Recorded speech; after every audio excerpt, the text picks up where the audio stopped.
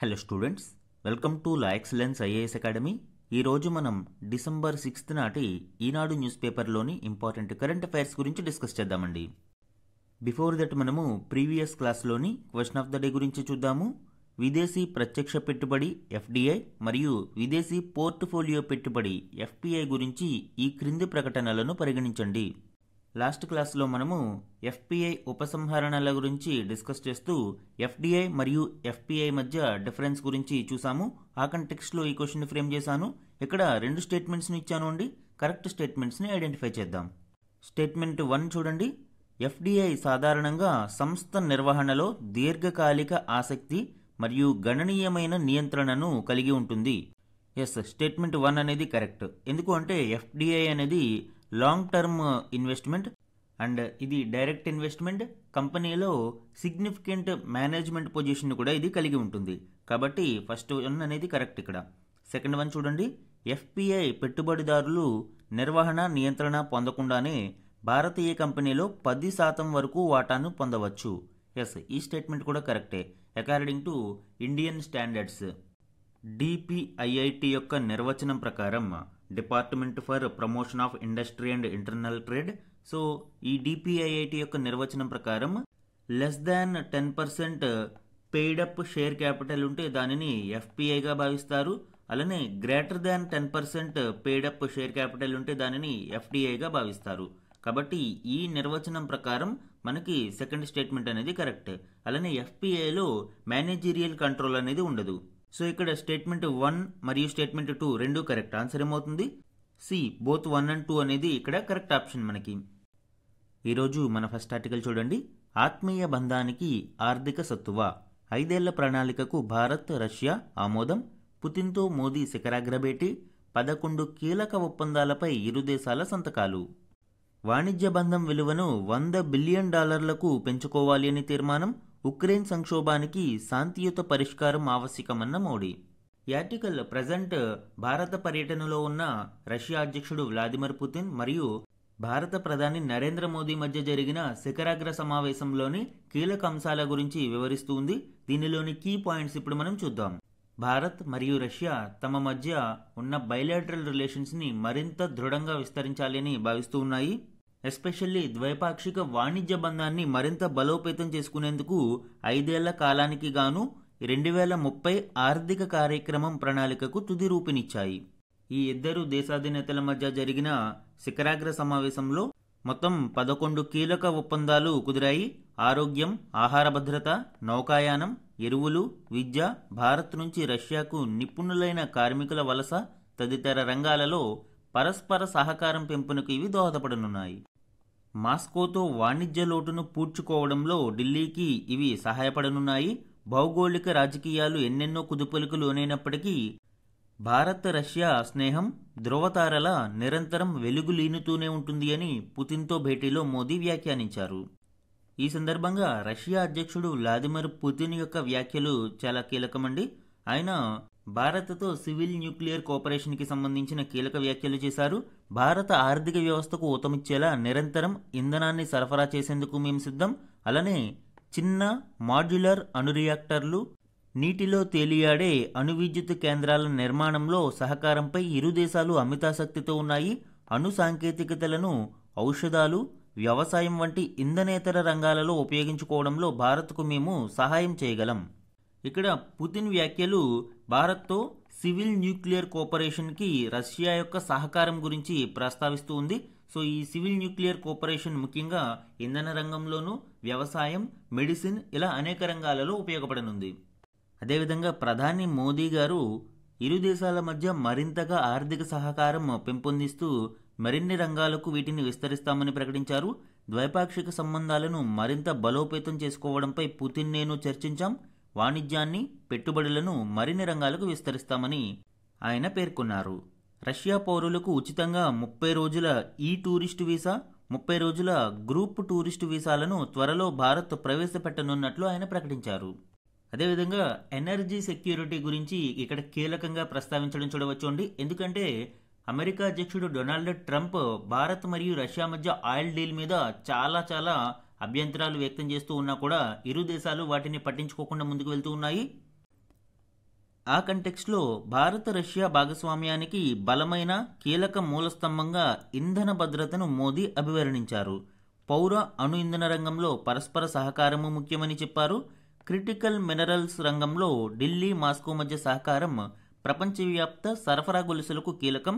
శుద్ధ ఇంధనం, అత్యాధునిక సాంకేతిక సాధనాల తయారీ, కొత్త తరం పరిశ్రమలకు ఇది అండగా నిలుస్తుంది అని ఆయన పేర్కొన్నారు.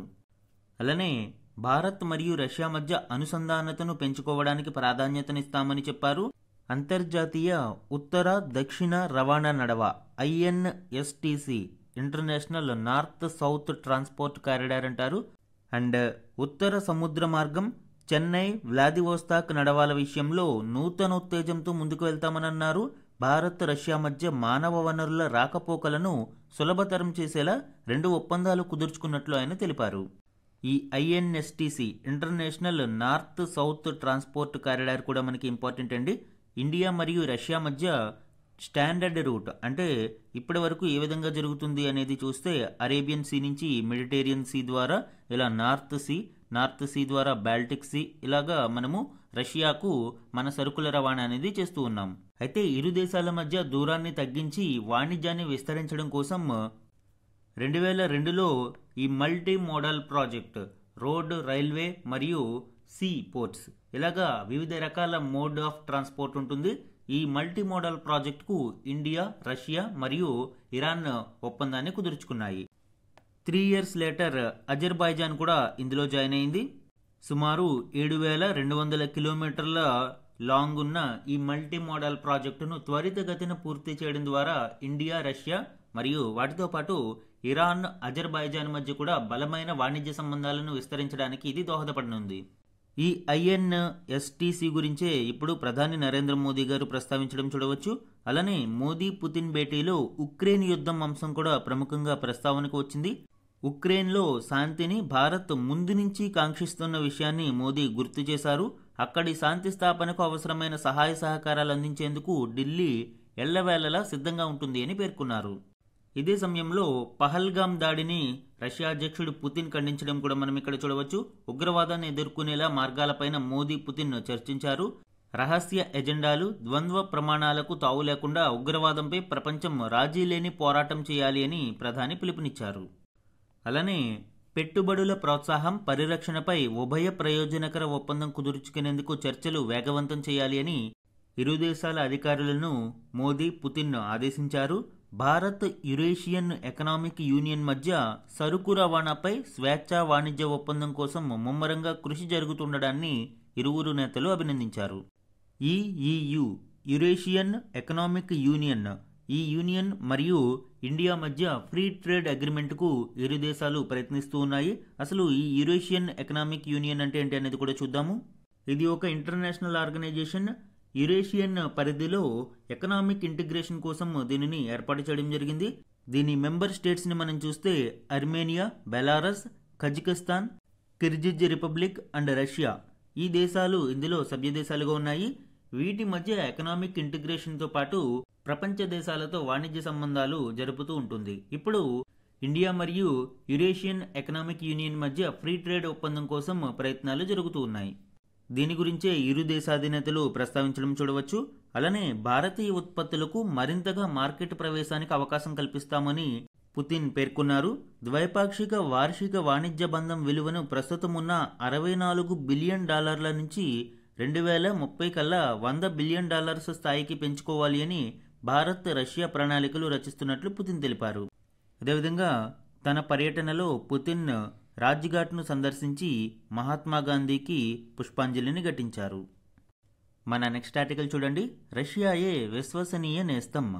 ప్రీవియస్ ఆర్టికల్కి కంటిన్యూషన్ ఆర్టికల్గా దీనిని చూడవచ్చు. ఇరు దేశాధినేతల మధ్య జరుగుతున్న శిఖరాగ్ర సమావేశంలో భాగంగా ఇంపార్టెంట్ పాయింట్స్ని ఈ ఆర్టికల్లో మనం డిస్కస్ చేద్దాం. రష్యా మనకి ఆల్ వెదర్ ఫ్రెండ్. ఇరు దేశాల మధ్య జరుగుతున్న 23వ వార్షిక శిఖరాగ్ర సదస్సులో భాగంగా రక్షణ, వాణిజ్యం, ఆర్థిక, ఆరోగ్య పరిరక్షణ, వలసలు తదితరాలకు సంబంధించి ఒప్పందాలు కుదరడం మనం చూడవచ్చు. ముఖ్యంగా అణు విద్యుదుత్పత్తి పరంగా ఇండియాకు ఇప్పటికే తోడ్పాటును అందిస్తున్న రష్యా రాబోయే రోజులలో మరిన్ని న్యూక్లియర్ రియాక్టర్లు, ఇతర అణు విద్యుత్ కేంద్రాల నిర్మాణానికి హామీ ఇచ్చింది. కర్బన ఉద్గారాల కట్టడితో పాటు జలాంతర్గాములు, అంతరిక్ష పరిశోధనలలో భారతావనికి అది ఉపయోగపడుతుంది. అలానే ఇటీవలి కాలంలో ఇమ్మిగ్రేషన్ విషయంలో డొనాల్డ్ ట్రంప్ చాలా కఠినంగా వ్యవహరిస్తూ ఉన్నారు. వలసదారులపై ట్రంప్ కన్నెర్ర చేస్తున్న ఈ తరుణంలో నిపుణ మానవ వనరులకు ఆహ్వానం పలకడానికి సంబంధించి ఇరు దేశాల మధ్య కుదిరిన ఒప్పందం కూడా స్వాగతించాల్సిన అవసరం ఉంది. ఇక డిఫెన్స్ సెక్టార్లో చూస్తే రష్యా మనకి గత 7 దశాబ్దాలుగా కీలకమైన భాగస్వామి. భారత రక్షణ అవసరాలకు రష్యానే పెద్ద దిక్కుగా నిలుస్తూ వచ్చింది. ఆయుధాలు, ఇతర సైనిక సామాగ్రిని సరఫరా చేయడమే కాకుండా వాటి ఉమ్మడి అభివృద్ధికి, కీలక సాంకేతికతల బదిలీలకు మాస్కో ముందుకొస్తూ ఉంటుంది. ఫర్ ఎగ్జాంపుల్ మనము ఈ బ్రహ్మోస్ని ఇరు దేశాలు సంయుక్తంగా అభివృద్ధి చేయడం మనం చూడవచ్చు. అలానే ఇరు దేశాల మధ్య బయలేటరల్ ట్రేడ్ను మరింత విస్తరించాలి అని ఈ శిఖరాగ్ర సమావేశంలో ఒప్పందం కుదుర్చుకోవడం మనం చూడవచ్చు. ద్వైపాక్షిక వాణిజ్యాన్ని 2030 నాటికి $10,000 కోట్ల స్థాయికి తీసుకువెళ్లాలి అని ఇరు దేశాలు సంకల్పించాయి. గత ఆర్థిక సంవత్సరంలో $6,870 కోట్ల బయలేటరల్ ట్రేడ్ చేరుకుంది. దీనిని $10,000 కోట్ల 2030 నాటికి చేర్చాలనేది లక్ష్యం. అయితే చమురు దిగుమతులు అధికంగా అవుతున్న నేపథ్యంలో రష్యాతో ఇండియా వాణిజ్య లోటు, ట్రేడ్ డెఫిసిట్ అనేది సుమారు $5,900 కోట్ల ఎగబాకింది. సో ఈ డెఫిసిట్ ని తగ్గించేందుకు భారత్ నుంచి వ్యవసాయ ఉత్పత్తులు, ఔషధాల కొనుగోళ్లను పెంచుతామని పుతిన్ వాగ్దానం చేయడం ఇరు దేశాల మధ్య ఉన్న స్ట్రాంగ్ ఫ్రెండ్షిప్ ని తెలియజేస్తుంది. అందువల్లనే ఇంటర్నేషనల్ రిలేషన్స్ లో ఇరు దేశాల మధ్య strong friendship, all weather friendship కొనసాగుతూ ఉంది. భారత్ అమెరికా మరియు చైనాని తన అవసరాల కోసం బంధాన్ని కొనసాగించాలి కానీ పూర్తి స్థాయిలో వాటిని నమ్మడానికి అవకాశం లేదు. ఆర్థికంగా, సాంకేతికంగా బల సంపన్నమైన పాశ్చాత్య దేశాలతో సత్సంబంధాలు నెరుపుతూనే జాతీయ భద్రత, ఇంధన అవసరాలు తదితరాలను దృష్టిలో పెట్టుకుని రష్యాతో చెలిమిని సుదృఢం చేసుకుంటూ అంతర్జాతీయ భౌగోళిక రాజకీయాలలో ఇండియా ఒడుపుగా నెగ్గుకు రావాలి. మెయిన్స్ ఆన్సర్ రైటింగ్లో ఈ పాయింట్స్ మనకి ఇంపార్టెంట్ అండి. ఎస్పెషల్లీ కన్క్లూజన్కి ఇలాంటి కన్క్లూజన్తో మనము క్లోజ్ చేయొచ్చు. మన నెక్స్ట్ ఆర్టికల్ చూడండి, అరుణాచల్పై చైనా కన్ను. ఈ ఆర్టికల్ చైనా యొక్క ఎక్స్పాన్షనిస్ట్ పాలసీ మరియు భారతదేశం మీద చైనా సాగిస్తున్న ప్రాక్సీ వార్ అండ్ అరుణాచల్ ప్రదేశ్ని చేజిక్కించుకోవడానికి చైనా చేస్తున్న ప్రయత్నాలు లాంటి వాటి గురించి ఇక్కడ డిస్కస్ చేద్దాం. దీనికి సంబంధించిన హిస్టారికల్ బ్యాక్గ్రౌండ్ గురించి కూడా చూద్దాం. కొన్నిసార్లు అరుణాచల్ ప్రదేశ్ ప్రజలకు చైనా స్టేపుల్డ్ వీసాలు జారీ చేస్తుంది. అంటే ఈ వీసా ఉన్నవారి పాస్పోర్ట్ మీద ముద్ర వేయకుండా ఓ కాగితంపై స్టాంపు వేసి పాస్పోర్టుకు జత చేస్తారు. దీని అర్థం ఏంటి? అరుణాచల్ ప్రదేశ్ చైనాలో అంతర్భాగమని, అక్కడి ప్రజలు తమ దేశంలో పర్యటించడానికి వీసా అక్కర్లేదని చెప్పడం దీని ఉద్దేశం. 2013, 2023 సంవత్సరాలలోనూ అరుణాచల్ క్రీడాకారులకు చైనా స్టేపుల్డ్ వీసాలు ఇచ్చి వివాదం సృష్టించింది. ఇలాంటి ఘటన ఇటీవల మరొకటి చోటు చేసుకోవడం చూడవచ్చు. అరుణాచల్ ప్రదేశ్కు చెందిన పెమా వాంగ్జోమ్ థాంగ్డోక్ బ్రిటన్లో నివసిస్తున్నారు. ప్రయాణంలో ఉన్న ఆమెను చైనాలోని షాంఘై విమానాశ్రయంలో అధికారులు 18 గంటల పాటు నిర్బంధించారు. పెమా పాస్పోర్ట్ చెల్లదు అని, అరుణాచల్ చైనాలో అంతర్భాగమని, తమ దేశ పాస్పోర్టుకు దరఖాస్తు చేసుకోవాలి అని వారు హేళనగా మాట్లాడినట్లు ఆమె ఆవేదన వ్యక్తం చేశారు. చైనా అధికారుల వ్యవహార శైలిని భారత ప్రభుత్వం ఖండించింది. అరుణాచల్ ప్రదేశ్ ముమ్మాటికి భారత్లో అంతర్భాగమని, ఆ రాష్ట్ర ప్రజలు ఇండియన్ పాస్పోర్టును కలిగి ఉండడానికి, ప్రయాణించడానికి అర్హులని స్పష్టం చేసింది. అయితే ఈ డిస్ప్యూట్కు హిస్టారికల్ బ్యాక్గ్రౌండ్ ఏంటి అనేది మనం చూస్తే, బ్రిటిష్ ఇండియన్ పీరియడ్లో ఇండియా మరియు చైనా మధ్య డైరెక్ట్ బార్డర్ ఉండేది కాదు. ఇరు దేశాల మధ్య టిబెట్ ఉండేది. ఈ టిబెట్లో ఎక్కువగా థియోక్రటిక్ పాలన, అంటే మత గురువుల పాలన జరుగుతూ ఉండేది. ఈ మత గురువులు కూడా చైనా కంట్రోల్లోనే ఉండేవారు. అయితే 1912లో చైనాలో రాజరికం పడిపోవడంతో గణతంత్ర రాజ్యం ఆవిర్భవించింది. ఈ తరుణంలో దలైలామా, ఎవరైతే టిబెటియన్ మత గురువు ఉన్నారో, ఆయన చైనా కంట్రోల్ని కాదు అని టిబెట్ను స్వతంత్ర దేశంగా ప్రకటించారు. 1951 వరకు టిబెట్ స్వతంత్ర దేశంగానే ఉండేది.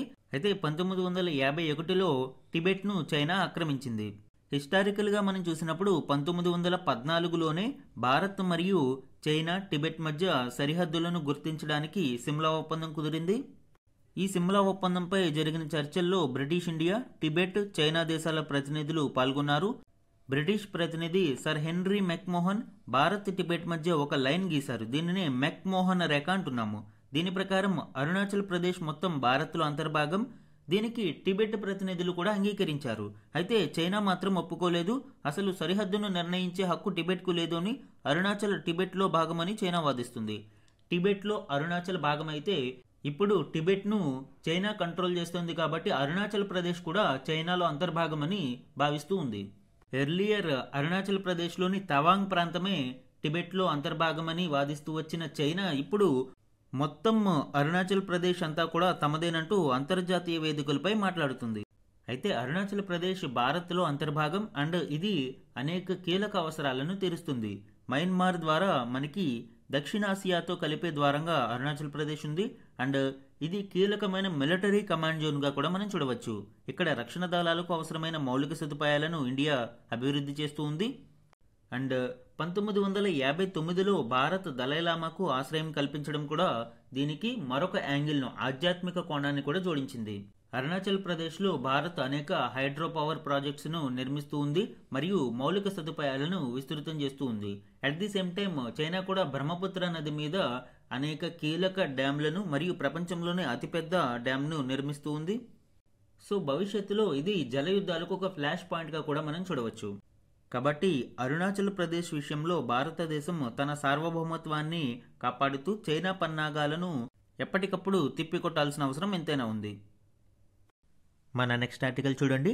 ఆర్బీఐ డబుల్ బొనాంజా, రెపో రేటులో 0.25% కోత, బ్యాంకింగ్ రంగంలోకి 1,00,000 కోట్లు, 2025-26కు జీడీపీ వృద్ధి అంచనా 6.8% నుంచి 7.3%కు పెంపు. ఈ ఆర్టికల్ రీసెంట్ ఎంపీసీ కమిటీకి సంబంధించిన డెసిషన్స్ గురించి వివరించడం జరుగుతుంది. ఇందులోని కీ డెసిషన్స్ గురించి ఇప్పుడు డిస్కస్ చేద్దాం. 6 నెలల అనంతరం రెపో రేటులో 0.25% కోతను రిజర్వ్ బ్యాంక్ ఆఫ్ ఇండియా విధించింది. అమెరికా అధిక టారిఫ్ల నేపథ్యంలో ఆర్థిక వ్యవస్థకు మద్దతుగా బ్యాంకింగ్ రంగంలోకి 1,00,000 కోట్ల నిధులు జొప్పించనున్నట్లు కూడా తెలిపింది. ఈ నిర్ణయాల వల్ల గృహ, వాహన, ఇతర రుణాలపై వడ్డీ రేట్లు తగ్గడంతో పాటు ఆర్థిక వ్యవస్థకు ప్రయోజనం చేకూరుతుంది. యాక్చువల్గా అమెరికా మన మీద 50% అదనపు టారిఫ్లను విధిస్తూ ఉండడంతో ఈ టారిఫ్ల కారణంగా ఎగుమతులు తగ్గి దేశ వాణిజ్య లోటు పెరిగింది. డాలర్తో పోలిస్తే రూపాయి మారకపు విలువ రికార్డు కనిష్టానికి చేరింది. అంటే నిన్న కూడా మనం డిస్కస్ చేసుకున్నాము, 90.15 వరకు చేరింది అని. ఈ పరిస్థితులలో ఆర్బీఐ డబుల్ బొనాంజా ప్రకటించినట్లు అయింది. ఒకవైపు రెపో రేటును కట్ చేయడంతో పాటు మరొక వైపు ఓపెన్ మార్కెట్ ఆపరేషన్స్ ద్వారా బ్యాంకింగ్ రంగంలోకి 1,00,000 కోట్ల రూపాయలను చొప్పించనున్నారు. ఇది ఆర్థిక వ్యవస్థకు ఎంతో ఊతమివ్వనుంది. రెపో కట్ గురించి మనం చూస్తే 25 బేసిస్ పాయింట్లను తగ్గించి 5.25% చేర్చాలి అని ఎంపీసీ కమిటీ ఏకగ్రీవంగా నిర్ణయించింది. ఎప్పుడైతే ఈ రెపో రేట్ అనేది తగ్గుతుందో, రెపో రేటు తగ్గినందువలన బ్యాంకులు ఆర్బీఐ వద్ద తక్కువ వడ్డీ రేటుకే నిధులను తీసుకుంటాయి. రెపో రేట్ అంటే ఏంటి? రీపర్చేజింగ్ రేట్ అని పిలుస్తాము. వాణిజ్య బ్యాంకులు తమ అవసరాల కోసం, ఎస్పెషల్లీ షార్ట్ టర్మ్ నీడ్స్ కోసం గవర్నమెంట్ సెక్యూరిటీస్ని కొలాటరల్గా పెట్టి ఆర్బీఐ వద్ద నుండి లోన్స్ అనేవి తీసుకుంటాయి. మరియు ఇక్కడ ఈ రీపర్చేజింగ్ రేట్, ఇంత మొత్తానికి మేము కొనుగోలు చేస్తాము అనే ఉద్దేశంతో ఇంట్రెస్ట్ రేట్ని ఫిక్స్ చేసి ఆ మొత్తానికి తిరిగి చెల్లించడం జరుగుతుంది. దీనినే రెపో రేట్ లేదా రీపర్చేజింగ్ రేట్ అని పిలుస్తారు. ఎప్పుడైతే రెపో రేటు తగ్గిందో ఆటోమేటిక్గా బ్యాంకులు తమ ఖాతాదారులకు ఇచ్చే రుణాలపై వడ్డీ రేట్లను తగ్గించేందుకు వీలవుతుంది. అండ్ నెలవారీ కిస్తీ మొత్తం తగ్గడంతో వినియోగదారులు, వ్యాపారులు మరిన్ని రుణాలు తీసుకోగలుగుతారు. ఆర్బీఐ తక్కువ ఇంట్రెస్ట్కి ఇచ్చిందనుకోండి, బ్యాంకులు కూడా ఎక్కువ మొత్తంలో రుణాలు తీసుకుంటాయి మరియు తమ వినియోగదారులకు తక్కువ వడ్డీ రేట్లకే రుణాలు అందిస్తాయి. దీనివలన ఏం జరుగుతుంది? మార్కెట్లోకి మనీ ఫ్లో అనేది పెరుగుతుంది. రెపో రేట్ కట్ చేయడం వలన కలిగే లాభాల గురించి మనం ఇక్కడ చూద్దామండి. ఆర్బీఐ రెపో రేట్ని కట్ చేయడం వలన ఎకనామిక్ ఇంపాక్ట్ ఏ విధంగా ఉంటుంది? బారోవర్ బెనిఫిట్స్, అంటే బ్యాంకుల నుండి రుణం పొందాలనుకున్న వారు లేదా ఇదివరకే రుణం తీసుకున్న వారికి లబ్ధి చేకూరుతుంది. ఎలాగా? ఆర్బీఐ రెపో రేట్ని తగ్గించిన తర్వాత రెపో లింక్డ్ లెండింగ్ రేట్ వలన బ్యాంకులు తమ వడ్డీ రేట్లను తగ్గించడం జరుగుతుంది. తద్వారా ఇదివరకు రుణం తీసుకున్న రేట్ల కంటే కూడా తక్కువ వడ్డీ అనేది వినియోగదారులు చెల్లించాల్సి ఉంటుంది. తద్వారా బారోవర్ బెనిఫిట్ అనేది మనం చూడవచ్చు. అలానే potential bank profit margin shrinkage, బ్యాంకుల యొక్క ప్రాఫిట్ మార్జిన్ కొంత తగ్గే అవకాశం కూడా ఉంది. ఎందుకంటే ఎప్పుడైతే రుణం తీసుకున్న దాని మీద వడ్డీ ఇదివరకటి కంటే తగ్గిందో బ్యాంకులకు వచ్చే ఆదాయం ప్రాఫిట్లో కొంత తగ్గుముఖం పట్టే అవకాశం ఉంది. అంతే కదా, ఫర్ ఎగ్జాంపుల్ ఇదివరకు 1000 రూపాయలు ఈఎంఐ చెల్లించాల్సిన వాడు ఇప్పుడు 800 చెల్లించాల్సి రావచ్చు. అప్పుడు ఏం జరుగుతుంది, బారోవర్కి బెనిఫిట్ అవుతుంది, 200 లాభం కలుగుతుంది. కానీ బ్యాంక్ యొక్క ప్రాఫిట్ అనేది 200 తగ్గింది ఇక్కడ. ఇది ఎకనామిక్ ఇంపాక్ట్గా చూడవచ్చు. అండ్ డొమెస్టిక్ ఇన్ఫ్లేషన్ అనేది ఏ విధంగా మారుతుంది, యాక్చువల్గా ఆర్బీఐ రెపో రేట్ కట్ అనేది ఇన్ఫ్లేషన్ని ఇంక్రీజ్ చేస్తుంది. ఏ విధంగా మనం చూద్దాము.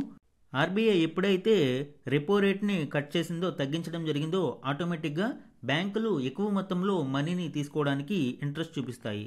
రెపో రేట్ తగ్గింది, దెన్ బ్యాంకులు ఎక్కువ మొత్తంలో మనీని తీసుకుంటాయి. ఎక్కువ మొత్తంలో వినియోగదారులు కూడా ఇంట్రెస్ట్ చూపిస్తారు. ఎందుకంటే తక్కువ వడ్డీ రేట్లకే రుణాలు లభ్యమవుతాయి కాబట్టి ఎక్కువ మనీ ఫ్లో అనేది మార్కెట్లోకి ఉంటుంది. మనీ ఫ్లో పెరిగితే ఆటోమేటిక్గా ఇన్ఫ్లేషన్ అనేది పెరుగుతుంది. ఎందుకు అంటే ఎక్కువ మొత్తంలో అమౌంట్ ఉంటుంది కాబట్టి డిమాండ్ అనేది పెరుగుతుంది ఆటోమేటిక్గా, అండ్ ఇన్ఫ్లేషన్ అనేది పెరుగుతుంది. సో డొమెస్టిక్ ఇన్ఫ్లేషన్ అనేది కొంత మేరకు పెరిగే అవకాశం ఉంటుంది.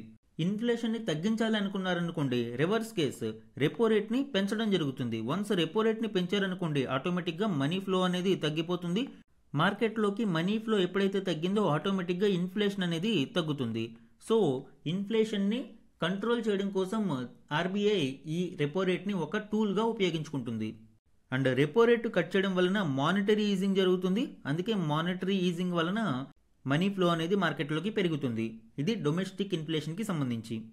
ఇంకా జీడిపి గ్రోత్ ప్రొజెక్షన్స్ని మనం చూస్తే revised GDP growth, pro growth approach. ఎందుకంటే మార్కెట్లో ఎప్పుడైతే మనీ ఫ్లో పెరిగిందో ఆటోమేటిక్గా ఆర్థిక వ్యవస్థ పుంజుకుంటుంది. తద్వారా ప్రో గ్రోత్ అప్రోచ్ అనేది చూడవచ్చు. రెపో రేట్ కట్స్ వలన లోన్స్ ఇంపాక్ట్ ఏ విధంగా ఉందో డీటెయిల్గా చూద్దాము అండి. దాదాపుగా అన్ని బ్యాంకులు కూడా రెపో లింక్డ్ లెండింగ్ రేట్ మీద వినియోగదారులకు రుణాలు అందిస్తూ ఉంటాయి. జనరల్గా బ్యాంక్ యొక్క వడ్డీ రేట్లు ఏ విధంగా ఉంటాయి అంటే రెపో రేట్ మీద 2.5% నుంచి 2.75% ఇక్కడ మార్జిన్ అనేది ఉంటుంది. ఈ మార్జిన్ని కొన్ని బ్యాంకులు కొన్ని మార్జిన్స్ని ఫిక్స్ చేసుకుంటూ ఉంటాయి. బట్ రెపో రేట్ అనేది కామన్. ఫర్ ఎగ్జాంపుల్ లాస్ట్ డిసెంబర్లో మనం చూద్దాము. లాస్ట్ డిసెంబర్ నాటికి రెపో రేట్ అనేది 6.5% ఉండేది. 6.5% ప్లస్ వీళ్ళ యొక్క మార్జిన్ 2.5% అనుకుందాము. టోటల్ వడ్డీ రేట్ ఎంత అయింది, 9% వడ్డీ రేట్ అనేది ఉంది. కానీ ఇప్పుడు చూడండి, రెపో రేటు 5.25%కి తగ్గింది అండ్ వీళ్ళ యొక్క మార్జిన్ 2.5% అనుకుందాము. సో టోటల్ ఎంత అవుతుంది, 7.75%. వడ్డీ రేట్ అనేది సుమారు 9% నుంచి 7.75%కి తగ్గింది. అందువల్లనే రెపో రేట్ ఎప్పుడైతే తగ్గుతుందో ఆటోమేటిక్గా లోన్స్, హోమ్ లోన్ కావచ్చు అండ్ ఇతర లోన్స్ అన్నీ కూడా తగ్గుముఖం పడతాయి. ఆల్రెడీ తీసుకున్న వాటి మీద కూడా ఈఎంఐ అనేది తగ్గుతుంది. రెపో రేట్ అనాలిసిస్లో ఇది ఒక మేజర్ ఇంపాక్ట్గా చెప్పవచ్చు. అలానే ఈ ఓపెన్ మార్కెట్ ఆపరేషన్స్ గురించి కూడా చూద్దాము. 2 దశలలో 1,00,000 కోట్ల రూపాయలు ఆర్థిక వ్యవస్థలోకి చొప్పించనున్నట్లు బ్యాంకింగ్ రంగంలో ద్రవ్య లభ్యతను పెంచేందుకు బహిరంగ మార్కెట్ల కొనుగోళ్లు ఓపెన్ మార్కెట్ ఆపరేషన్స్ను ఆర్బీఐ నిర్వహించనుంది. ప్రభుత్వ బాండ్లను 2 దశలలో అంటే 50,000 కోట్ల చొప్పున 2 సార్లు అంటే టోటల్ 1,00,000 కోట్ల రూపాయలు టార్గెట్ ఈ నెల 11 మరియు 18వ తేదీలలో కొనుగోలు చేయనుంది. డిసెంబర్ 16న $5 బిలియన్ మేర విదేశీ మారకపు క్రయ విక్రయాలు చేయనుంది. ఈ చర్యల వలన బ్యాంకులకు ద్రవ్య లభ్యత ఒత్తిళ్లు అనేవి తగ్గుతాయి. అంటే మార్కెట్లోకి మనీ ఫ్లో అనేది పెరుగుతుంది. ఏ విధంగానూ ఒకసారి చూద్దాం. వన్స్ ఓపెన్ మార్కెట్ ఆపరేషన్స్ ఏ విధంగా వర్క్ అవుతున్నాయో తెలిస్తే మనకి ఈ మనీ ఫ్లో ఫ్లక్చువేషన్స్ అనేవి అర్థమవుతాయి. సెంట్రల్ బ్యాంక్, ఇండియన్ కంటెక్స్ట్లో reserve bank of India government సెక్యూరిటీస్ని, తన వద్ద ఉన్న గవర్నమెంట్ సెక్యూరిటీస్ని అమ్మిందనుకోండి. గవర్నమెంట్ సెక్యూరిటీస్ని అమ్మితే ఏం జరుగుతుంది, అక్కడ మార్కెట్లో ఉన్న మనీ అనేది ఆర్బీఐ దగ్గరికి వస్తుంది. అంతే కదా, ఇక్కడ మార్కెట్లో రూపీస్ ఉన్నాయి. ఈ రూపీస్ అనేవి ఇక్కడ ఉన్న రూపీస్ వీళ్ళు ఈ గవర్నమెంట్ సెక్యూరిటీని కొనుగోలు చేసి రూపీస్ అన్ని ఆర్బీఐకి ఇస్తారు. దీనివలన బ్యాంకింగ్ సిస్టంలోకి మనీ అనేది తగ్గుతుంది. ఎప్పుడైతే మనీ ఫ్లో అనేది తగ్గుముఖం పట్టిందో ఆటోమేటిక్గా ఇన్ఫ్లేషన్ అనేది కూడా తగ్గుతుంది. ఇందాకే మనం చెప్పుకున్నాము. దీనికి రివర్స్ ఆపరేషన్ మార్కెట్లోకి మనీ ఫ్లో పెంచడానికి గవర్నమెంట్ సెక్యూరిటీస్ని కొనుగోలు చేస్తుంది. ఎప్పుడైతే మార్కెట్లో ఉన్న గవర్నమెంట్ సెక్యూరిటీలని కొనుగోలు చేసిందో ఇక్కడ మనీ ఫ్లో అనేది ఈ రూపీస్ మార్కెట్లోకి వెళ్తాయి. మనీ ఫ్లో అనేది పెరుగుతుంది. ఎప్పుడైతే మనీ ఫ్లో పెరిగిందో ఆటోమేటిక్గా లోన్స్ చీపర్ అవుతాయి అండ్ ఇక్కడ ఎకనామిక్ గ్రోత్ అనేది పెరుగుతుంది. ఇప్పుడు రిజర్వ్ బ్యాంక్ ఆఫ్ ఇండియా చేసేది కూడా ఇదే, మార్కెట్లోకి 1,00,000 కోట్ల రూపాయలను పంప్ చేయడానికి ఈ గవర్నమెంట్ సెక్యూరిటీస్ని కొనుగోలు చేస్తుంది. తద్వారా బ్యాంకులకు ద్రవ్య లభ్యత అనేది పెరుగుతుంది.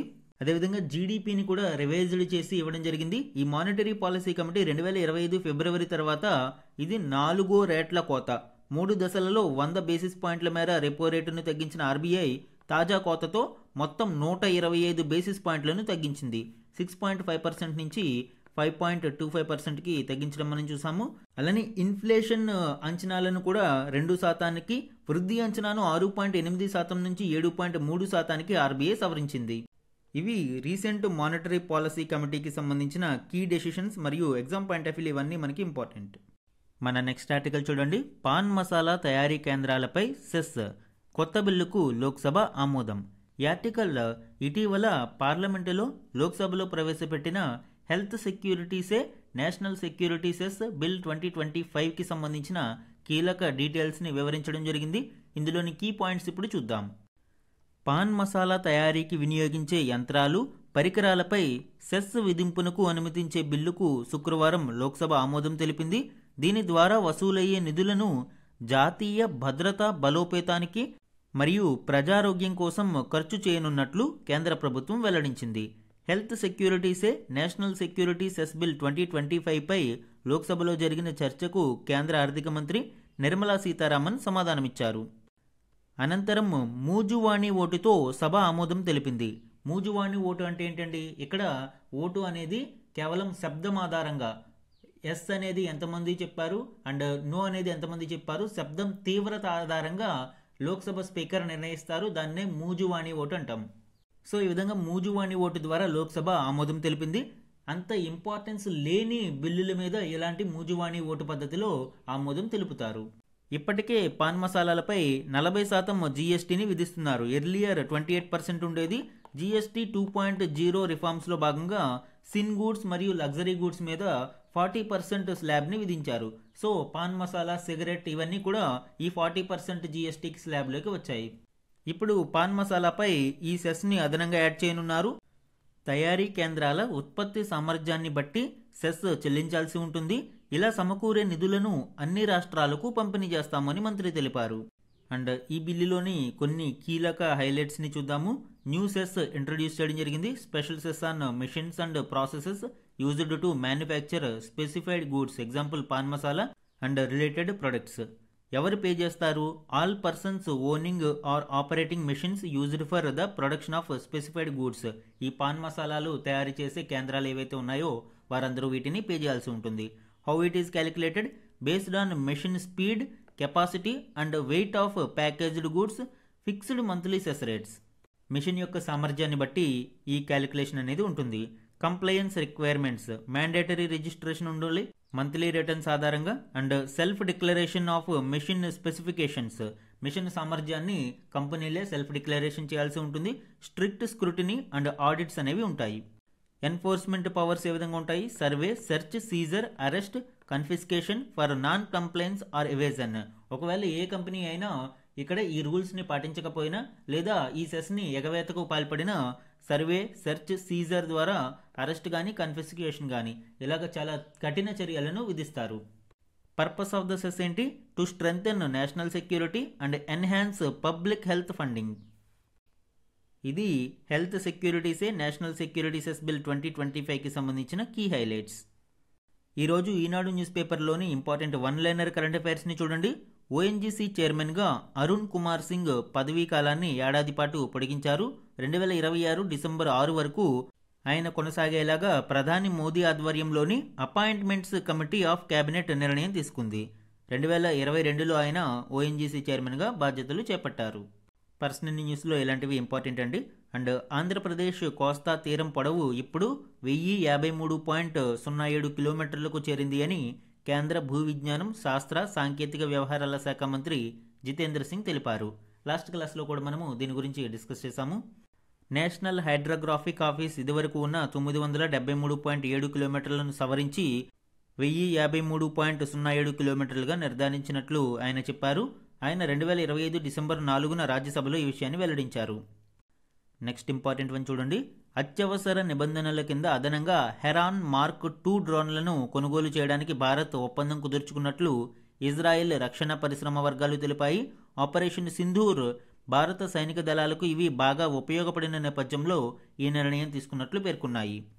ఈ హెరాన్ మార్క్ 2 డ్రోన్లు ఇప్పటికే భారత సైన్యం, వాయుసేన అమ్ముల పొదిలో ఉన్నాయి. ఇప్పుడు వాటిని నౌకాదళంలోనూ ప్రవేశపెట్టబోతున్నట్లు ఇజ్రాయెల్ ఏరోస్పేస్ ఇండస్ట్రీస్ పేర్కొంది. ఈ హెరాన్ మార్క్ 2 డ్రోన్స్కి సంబంధించిన కీ స్పెసిఫికేషన్స్ని చూద్దాము అండి. దీని యొక్క MTOW అంటే మ్యాక్సిమమ్ టేకాఫ్ వెయిట్ అనేది సుమారు 1430 కేజీలుగా ఉంటుంది. పేలోడ్ కెపాసిటీ 490 కేజీలు. సర్వీస్ సీలింగ్ అంటే 35,000 ఫీట్ ఎత్తులో కూడా ఇది కార్యకలాపాలు నిర్వహించగలుగుతుంది. ఎండ్యూరెన్స్ 45 అవర్స్ అంటే గాలిలో నిరాటంకంగా 45 గంటలు ఉండగలుగుతుంది. అండ్ మ్యాక్సిమం స్పీడ్ 150 kTAS అంటే నాట్స్ ట్రూ ఎయిర్ స్పీడ్ అంటాము. 150 kTAS మ్యాక్సిమం స్పీడ్ని ఇది కలిగి ఉంటుంది. Operating range 250 kilometre line of sight మరియు 1000 కిలోమీటర్ బియాండ్ లైన్ ఆఫ్ సైట్ని ఇది కలిగి ఉంటుంది.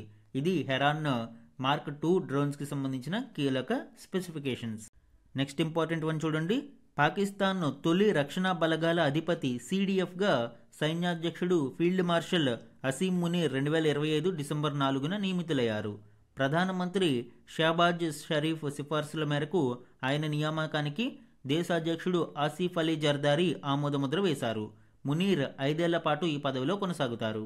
త్రివిధ దళాల రక్షణ బలగాల అధిపతిగా ఆసిఫ్ మునీర్ తన పొజిషన్ని మరింత పవర్ఫుల్గా మార్చుకున్నారు. అంటే యాక్చువల్గా పాకిస్తాన్లో సైన్యమే ఎక్కువ అధికారాన్ని కలిగి ఉంటుంది. ప్రైమ్ మినిస్టర్ అయినా ప్రెసిడెంట్ అయినా ఒక పప్పెట్స్ లాగే భావిస్తారు. నెక్స్ట్ వన్ చూడండి. 2024-25 ఆర్థిక సంవత్సరంలో మన దేశం $6.9 బిలియన్ విలువైన విమాన విడిభాగాలను ఎగుమతి చేసింది. ఈ పరిశ్రమ 2030 నాటికి $22 బిలియన్ అంటే 1.95 లక్షల కోట్లకు చేరుకుంటుంది అనేది ప్రభుత్వ అంచనా. ఎయిర్ బస్ మన దేశం నుంచి ఏటా $1.5 బిలియన్ విలువైన విడిభాగాలు కొనుగోలు చేస్తుంది. 2030 నాటికి దీనిని $2 బిలియన్ పెంచుకోవాలనేది ఎయిర్ బస్ ప్రణాళిక. అంటే మన దేశంలో ఈ స్పేర్ పార్ట్స్, ఏవియేషన్ ఇండస్ట్రీకి సంబంధించిన స్పేర్ పార్ట్స్ విడిభాగాలను మరింత విస్తృతంగా మ్యానుఫ్యాక్చర్ చేయాలి అని ప్రభుత్వం లక్ష్యంగా పెట్టుకుంది. ఇవి ఈరోజు important one liner current affairs అండి. ఇవన్నీ చాలా ఇంపార్టెంట్ ఎగ్జామ్ పాయింట్ ఆఫ్ వ్యూలో. ఈరోజు మన క్వశ్చన్ ఆఫ్ ద డే గురించి చూడండి. RBI రెపో రేటును తగ్గిస్తే భారత ఆర్థిక వ్యవస్థపై దాని ప్రభావం ఏమిటి? ఈరోజు క్లాస్లో RBI రెపో రేట్ కట్ గురించి మనం చూసాము. ఆ కంటెక్స్ట్లో ఈ క్వశ్చన్ ఫ్రేమ్ చేశాను అండి. 4 ఆప్షన్స్ని ఇచ్చాను. కరెక్ట్ ఆప్షన్ని ఐడెంటిఫై చేసి ఆన్సర్ని కమెంట్ సెక్షన్లో కమెంట్ చేయండి. ఇది ఈరోజు ఈనాడు న్యూస్ పేపర్లోని ఇంపార్టెంట్ కరెంట్ అఫైర్స్ మీద daily analysis. Thank you for watching.